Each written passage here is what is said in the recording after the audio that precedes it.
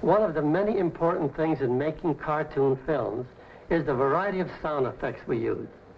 These sound effects are put in after all the drawings are completed.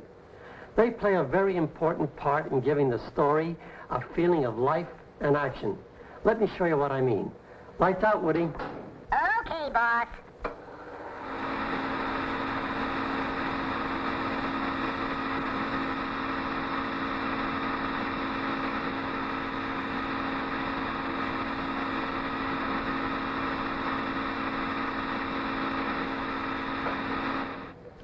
Thanks, Woody.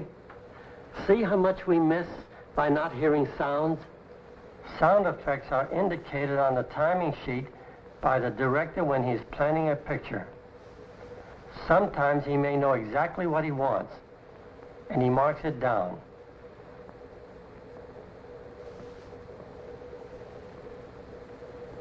But other times, he may just put in some odd word to guide the sound man.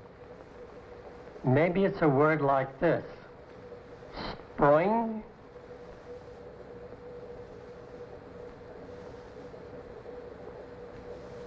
or perhaps ka-chung,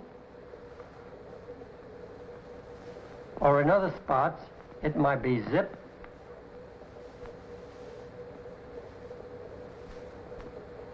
or splat. Then it's up to our sound men to find the sound effects that will fit the action and the director's ideas. Sometimes we create new sound effects, and you might have fun trying these tricks. By crumpling cellophane, we get the crackling of a fire, the sound of a horse galloping is made with coconut shells. A balloon might give us squeaky sounds for doors or shoes.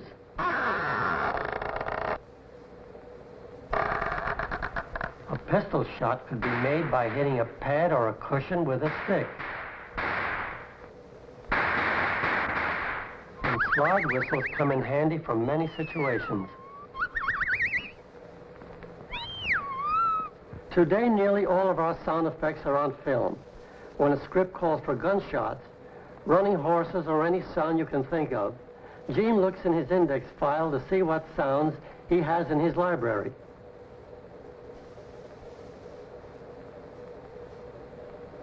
He selects the film that has the sound he's looking for.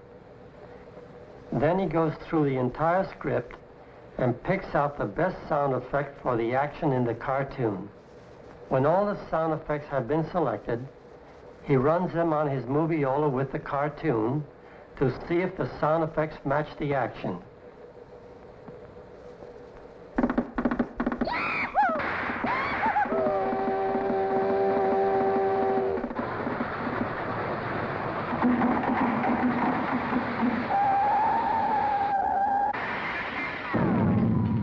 Now, just to show you what a different sound effects make, I'm going to rerun the film I just showed you a little while ago.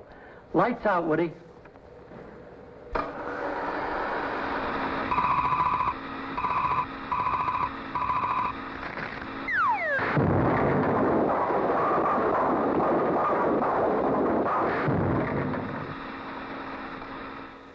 Thanks, Woody.